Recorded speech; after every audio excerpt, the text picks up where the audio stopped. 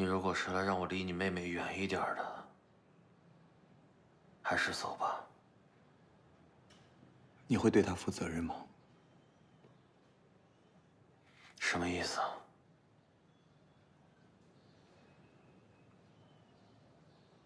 这一次的事故，那些老人家的儿女肯定会找晶晶负责。阿威骗了她，没买保险，以至于她现在要赔偿高额的经费。我想听听你的想法。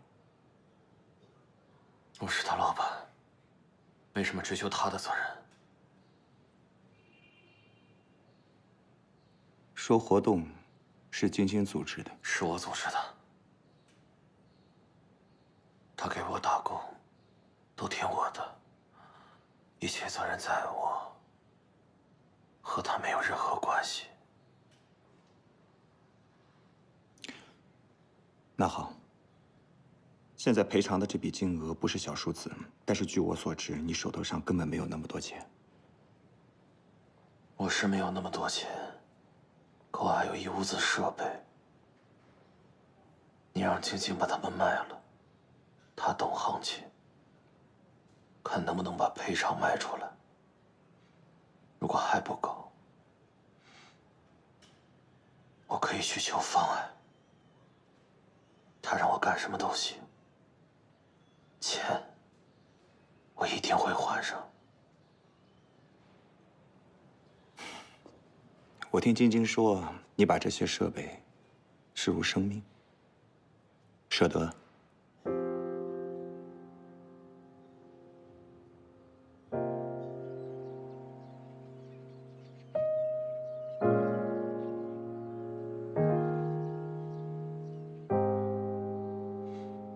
这个世界上，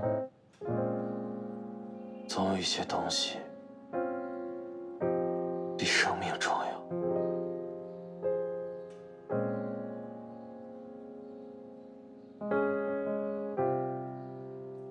你别想那么多啊！现在当务之急是好好养伤，照顾好自己，千万别留下什么后遗症。我呢，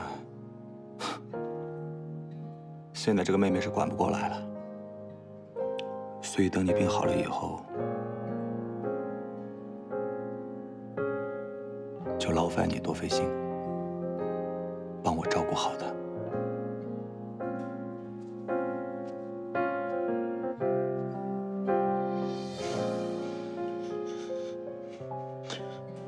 成交。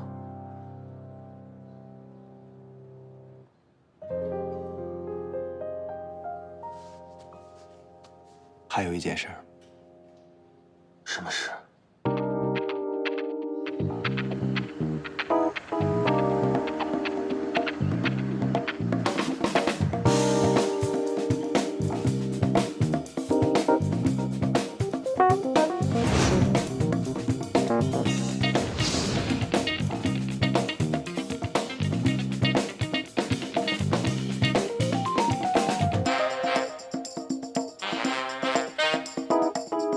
来，各部门各就各位啊，准备，3、2、1，开始。说话不难，说好不易。欢迎大家来到我们这一期的《好好说话》，我是你们的调解员阳光。相信大家也了解到了最近发生在前沟村的关于拆迁的起因，还有一系列的发展。那么这一期节目当中，坐在我左手边的是志恒地产的董事长李恒基先生，而坐在我右手边的呢是前沟村电镀厂的董事长马克先生和我们的村民代表马茂良老先生。今天依然是由来自关氏律师事务所的律师廖旺来做我们的法律顾问，谢谢大家。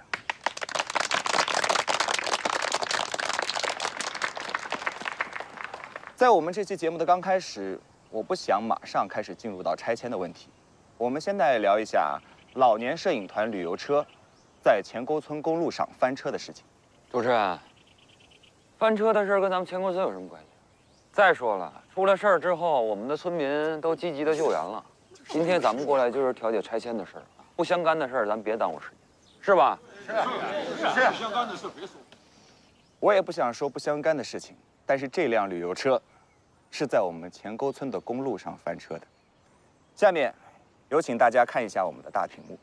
我们从乡政府和有关部门搜集到了关于这条公路的一系列的各项数据。通过数据表明，这条公路在质量上并不存在任何问题。那到底是什么原因导致了这一次严重的车祸事件呢？这路都修了这么多年了，这种乡道年久失修，维护不善也是正常的事儿，有什么大惊小怪的？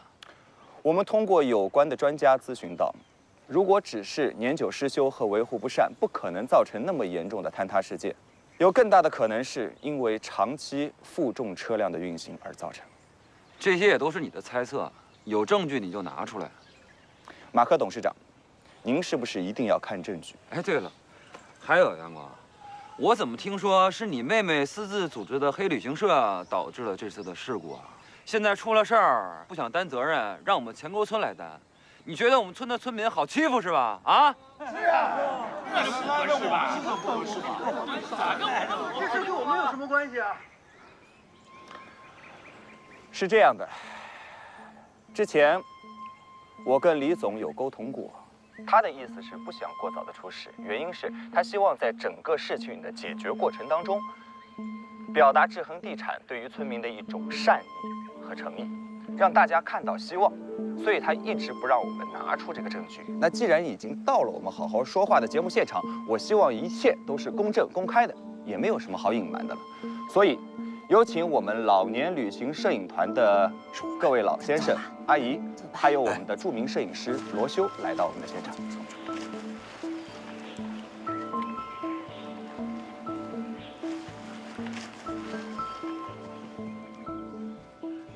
好，我给大家介绍一下，坐在我面前的这位罗修先生，在过去的数年里，经常会来我们前沟村取景拍摄。对于我们前沟村前后的变化，他是非常具有发言权的。马大叔，你好，又见面了。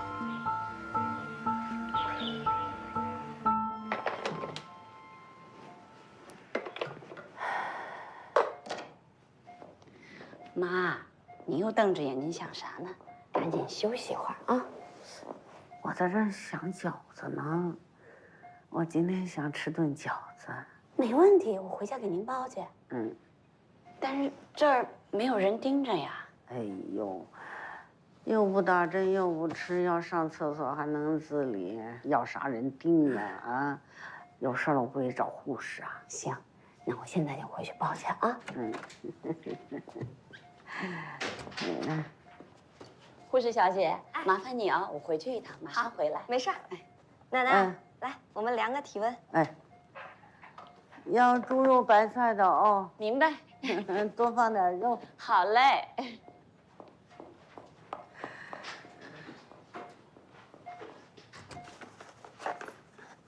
那您先休息一会儿，我一会儿再过来。哎，姑娘啊，我想问你个事儿啊。啊，奶奶您问。那个有个当妈的哦，我是听说的啊。这有个当妈的生了孩子以后啊，老想抱着孩子跳楼，你说她这是不是得病了？您说的这个情况很有可能是产后抑郁症。哦，还真是个病啊。嗯，是病。那你说这病是不是因为她心眼太小了，瞎琢磨得上的？那她要心眼放大点，什么事儿都想宽点，是不是会好啊？这个跟心眼儿没关系，我觉得他这个应该是，主要是情绪上面，就是他要是在一个温暖友好的环境，大家都多关心他一下，病状就可能会得到一些缓解。奶奶，身边要是有这样的患者，可一定要注意他的情绪，尤其是面对孩子的时候。以前这种病得不到重视，引发很多悲剧呢。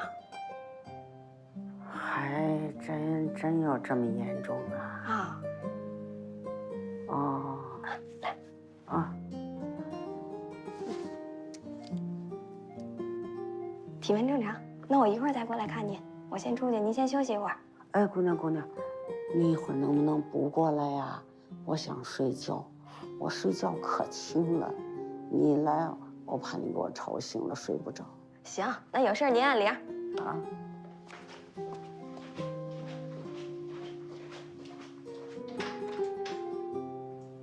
真有这病啊？还这么严重？我的个天哪！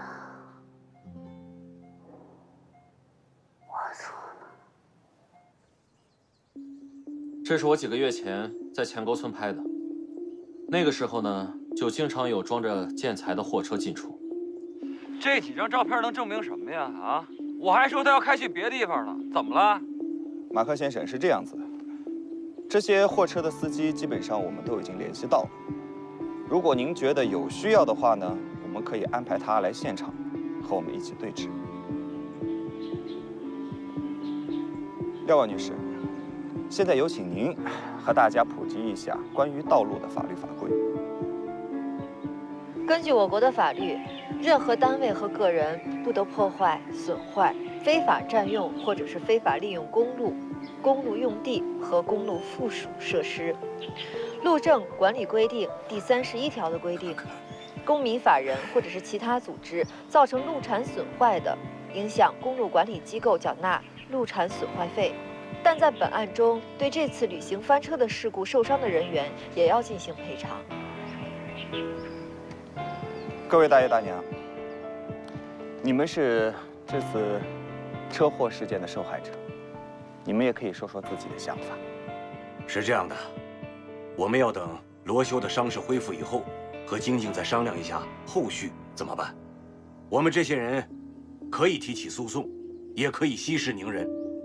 大爷，阳光他妹妹带你们出来的啊，出事了你不告他们来告我们呐？马总，当事人向哪一方发起诉讼，这是他的权利和自由。就算他想要起诉苏晶晶，那么跟起诉你这件事情是没有关系的。他们都是一伙的，他们算好了来欺负我们。对，陈哥，这事儿怎么弄啊？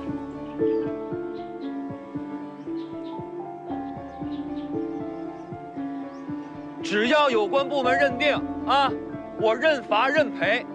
但是今天我们找李恒基是来聊拆迁的事儿，翻车的事件咱们再开一个节目，对吧？说给多少钱？各位，先冷静一下啊！各位大爷大妈，罗修先生，你们可以先下去休息一下。走，走吧。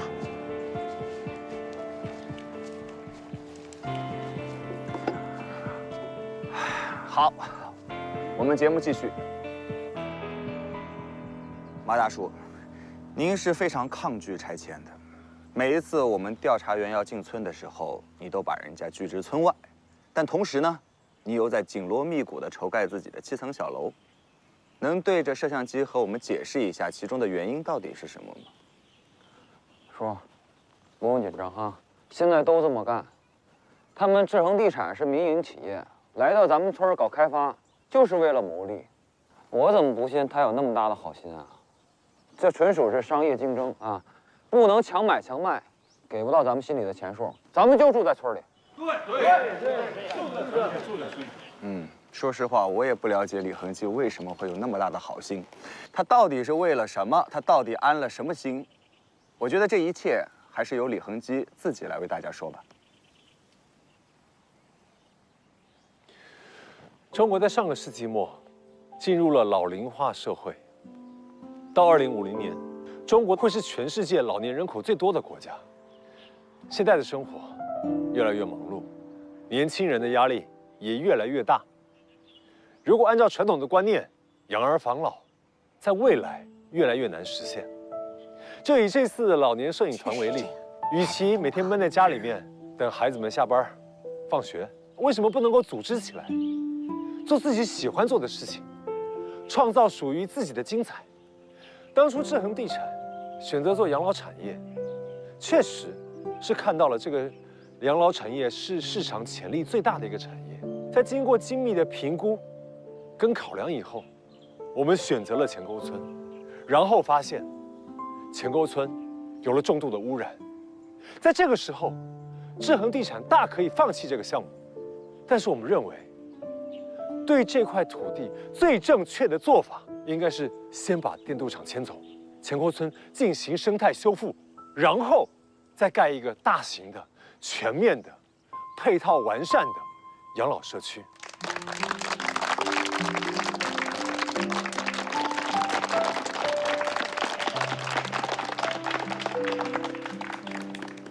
好，谢谢李总的发言。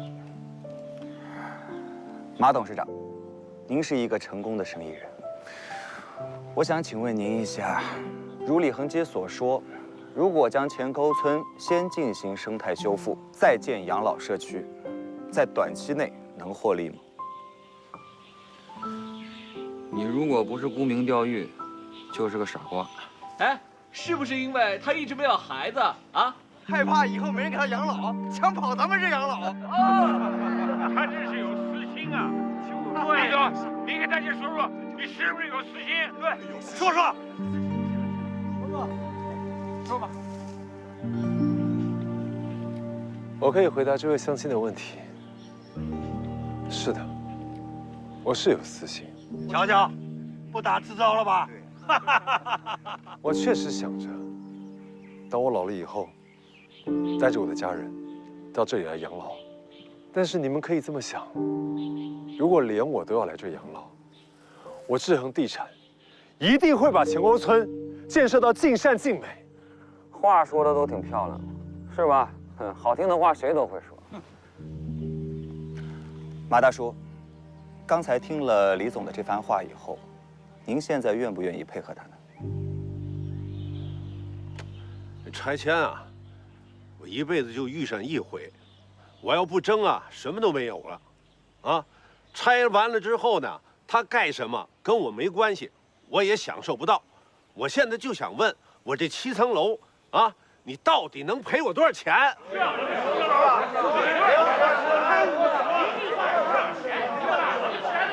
怎么说来说去又绕回去了？铁了心了就不松口是吧？给阳光一点时间，让他慢慢来。各位啊，我在做这期节目之前，本来是想来你们钱沟村走访的，但是我发现钱沟村的防御系统啊，就犹如铜墙铁壁一般，根本进不来啊。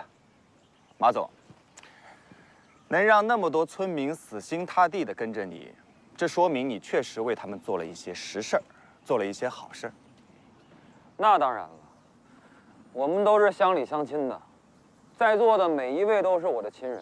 我现在争取的，不是为了我自己，而是为了在下的每一位。我现在做的一切，就是为了让他们过得更好。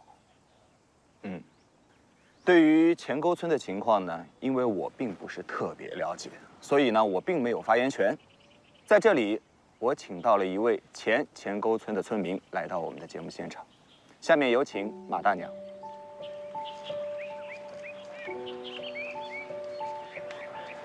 马大娘你好，请坐。爱干什么？嫁都嫁，早就嫁出去了，早就多少年了，8辈子的人啊！他算什么村民？早就嫁出去了，就是不算。茂良大哥，你这话就不对了。你看，我娘家的兄弟还有叔伯都在村里，再说我爹娘的坟也在村里呢，我咋就不是村民了呢？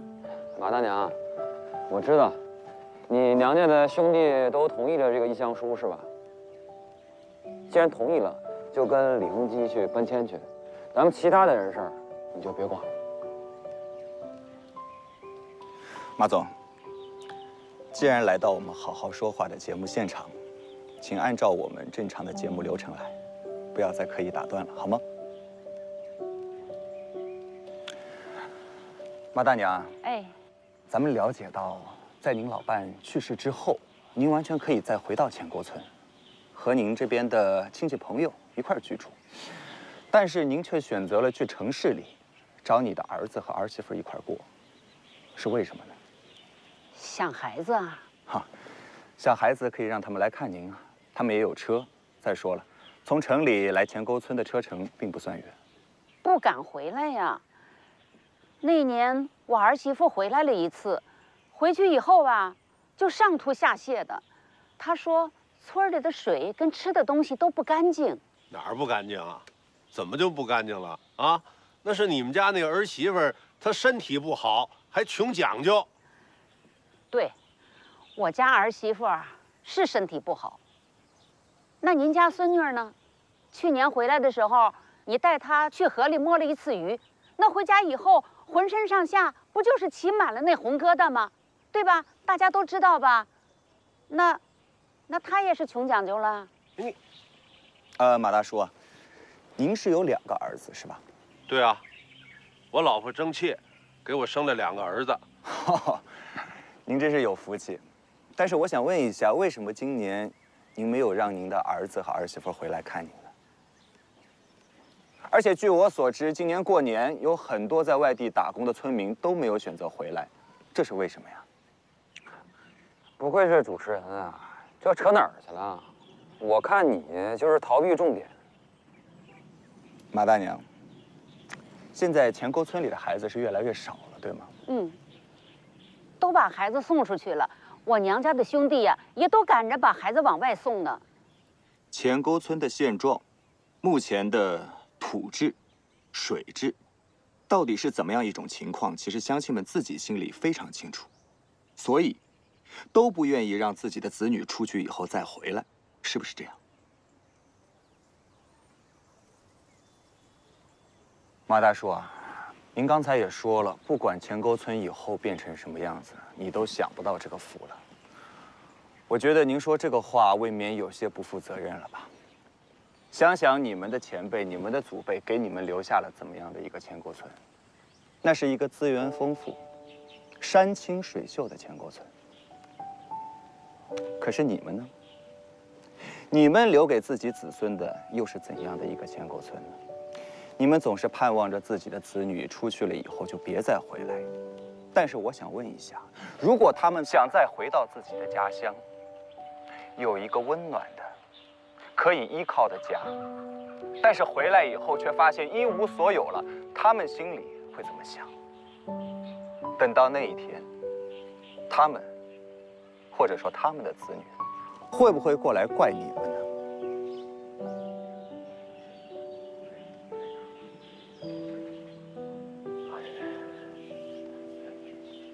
小欧，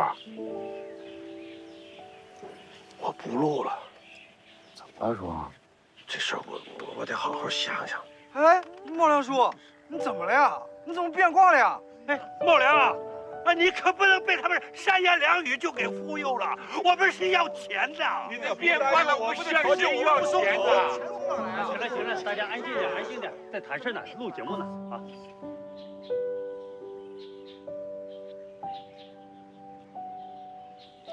学长，如果你真心为了前沟村考虑的话，你应该多为未来做打算，而不是看眼前的利益，煽动他们内心的欲望。廖望，我们农村人之间的感情，你们城里人永远不会懂。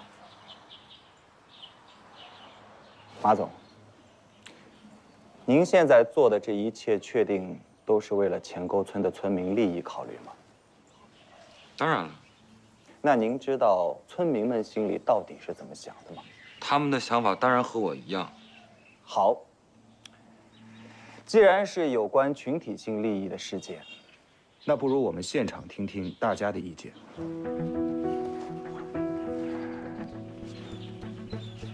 现在所有的村民，你们听好了，只要是同意配合制衡地产拆迁的，请举手表示同意。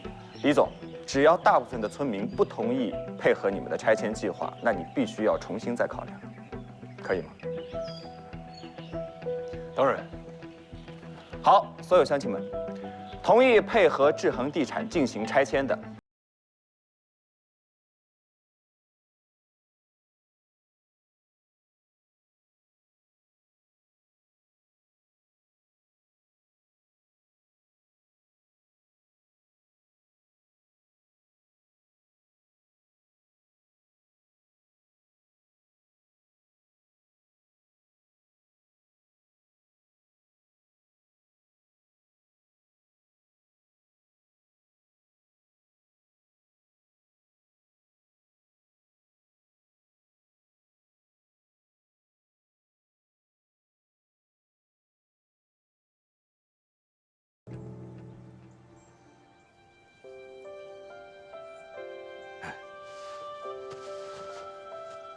虽然我们不是钱沟村的村民，但是我们和你们一样，也关心、热爱钱沟村。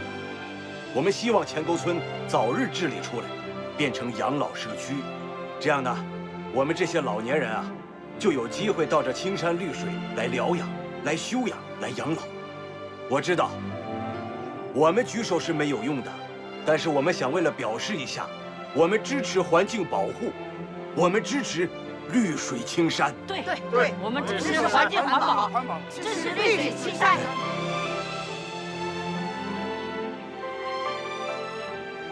我没本事，我不敢离开家乡去南方打工，我就想家乡好了，我能一直留在这儿，陪着我爹、我娘。我同意搬迁，我也同意，我也同意。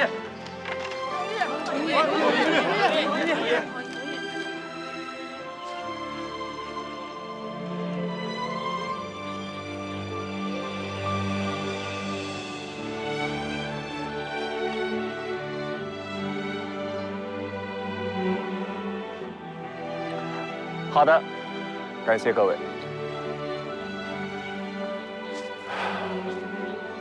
感谢支持建设生态家园的乡亲们，请先把手放下。虽然大多数人都同意了，但是只要有一户人家不同意，改造计划就实行不了。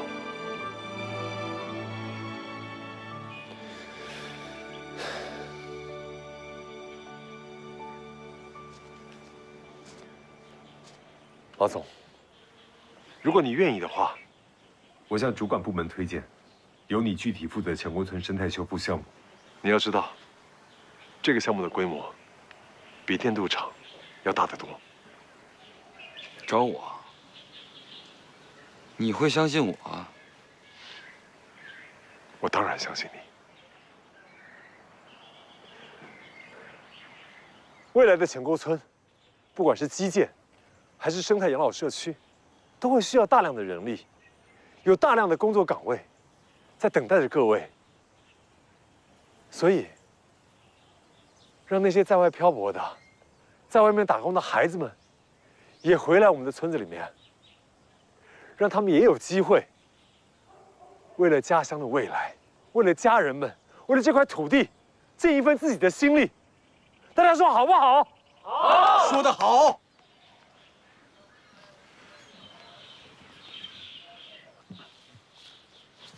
小宝，我不争了。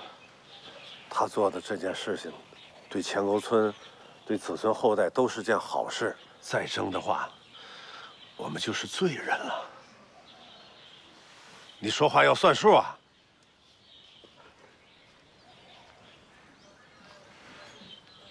你们现在志恒地产资金链出了问题。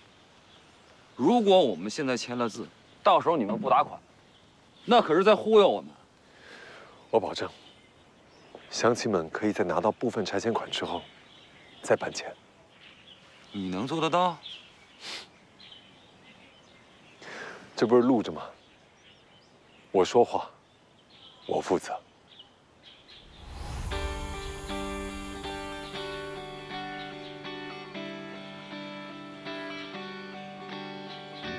行，我同意。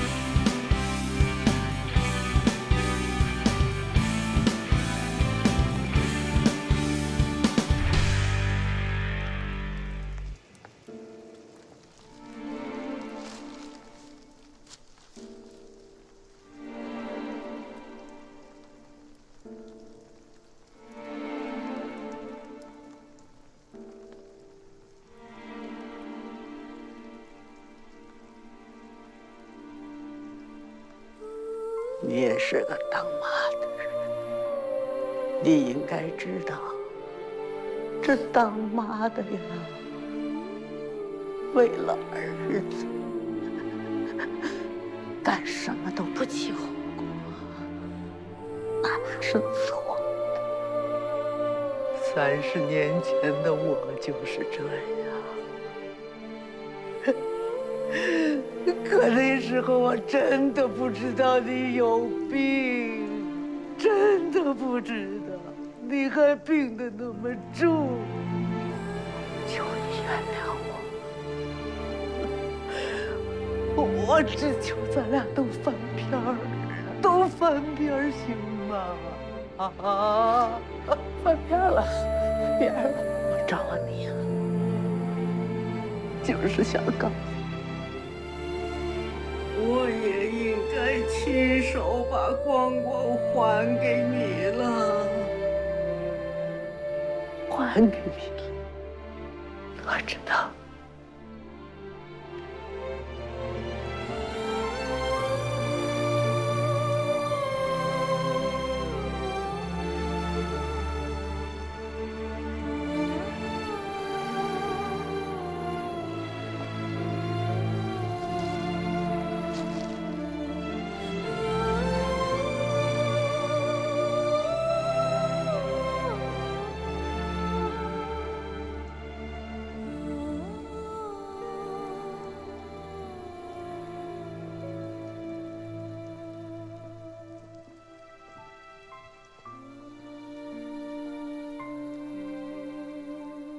家里我那床头柜那抽屉里有个存折，存折上的钱呐，是给晶晶准备的嫁妆。我怕她到婆家受人家欺负哦，手里有点钱，心里是个胆，也算是个保障，不是？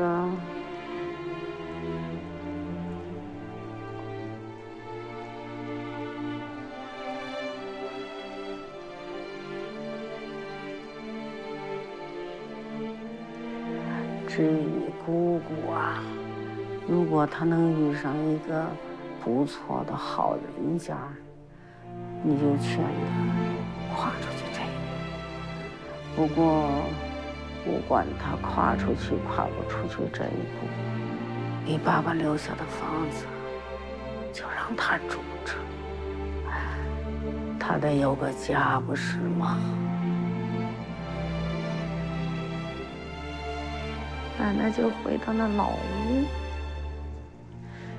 你们总说老屋不敞亮，可是啊，奶奶住到那儿舒服着呢。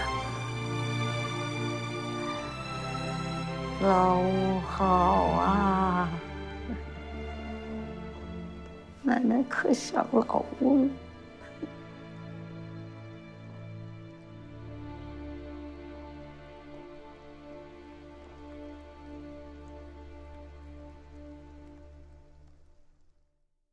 别坐，跟我走。抓到何秀琛了。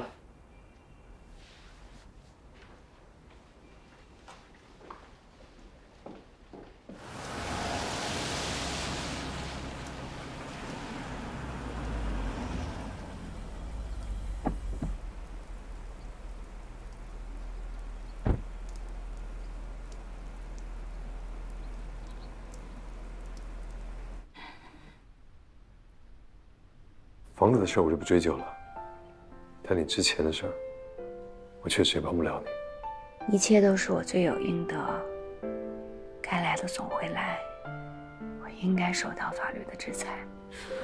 我想知道，你对安安是怎么打算的？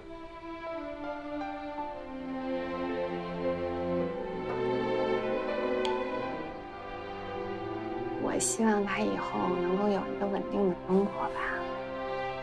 以后就拜托你了吧。我知道你挺疼安安的，要是他跟着你，应该就是最好的归宿了。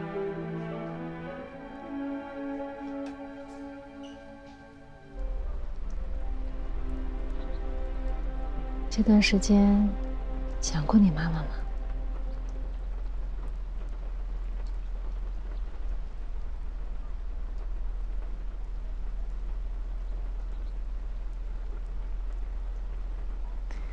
想了，我有时候有点想他，可他是不是不要我了？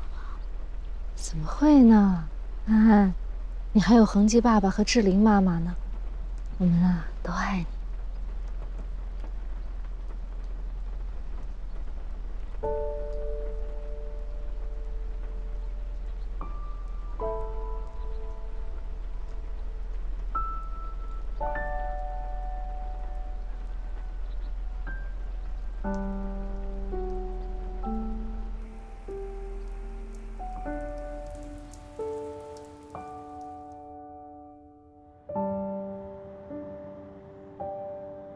好好说话第1季完美收官，台里说是要启动第2季，你有什么想法？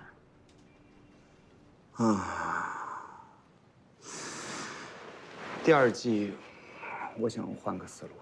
我觉得人民调解员不应该只有我一个，而是应该有很多个才对。详细说说。这段时间我一直在想，什么是调解员？人民调解员。那么调解的一定都是老百姓的事儿，所以我们不能够高高在上，我们要深入到社群当中去，要扎根到老百姓当中去。我建议，可以由当地的司法行政部门做牵头，我们台来主导，成立一个人民调解员的培训机构。任何一个普通人吧，只要你有一颗为人民服务的心，你都可以通过培训成为人民调解员。随时随地解决发生在我们身边的纠纷，而我们以后节目的内容呢，就是跟踪和记录这些基层调解员的日常。很好啊，这本来也就是我们节目的初衷。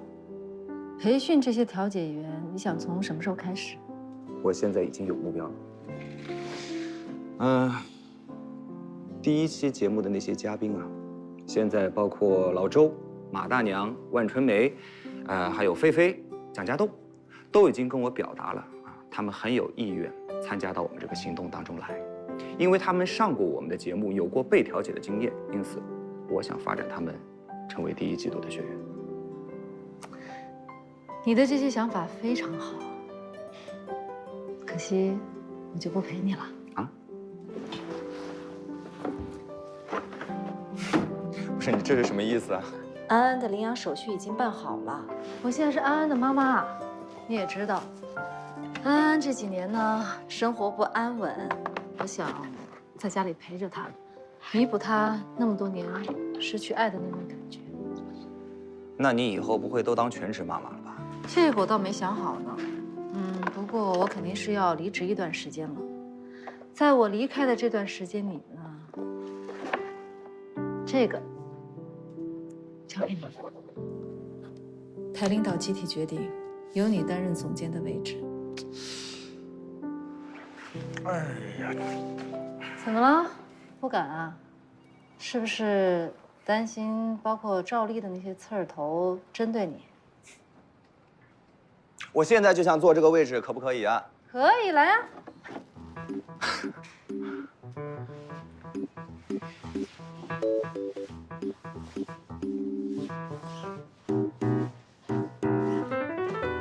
哎呀，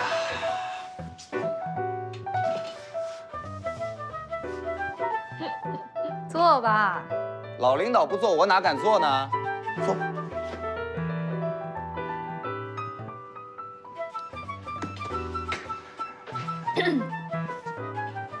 哎，张副台长可说了，《爱的魔力》因为涉及到欺骗观众，哗众取宠，不可能再有下一季了。这也是赵丽自作自受啊。钥匙已经交给您了，剩下的事情就你自己决定。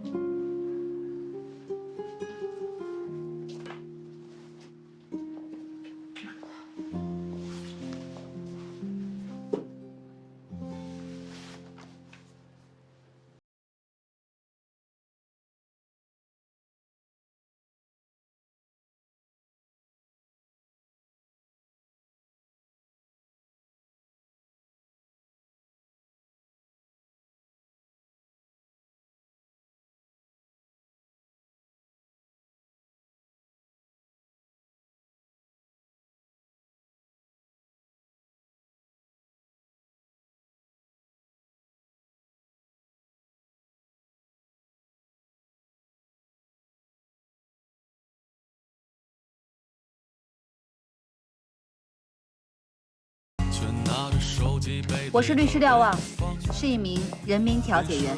我是退休工人老周，我是研究所退休的副所长顾长青，我是烟花男孩蒋家栋，我叫万春梅，我是家庭主妇，我叫陈玉凤，我是个全职妈妈，我是菲菲，我是雷辉。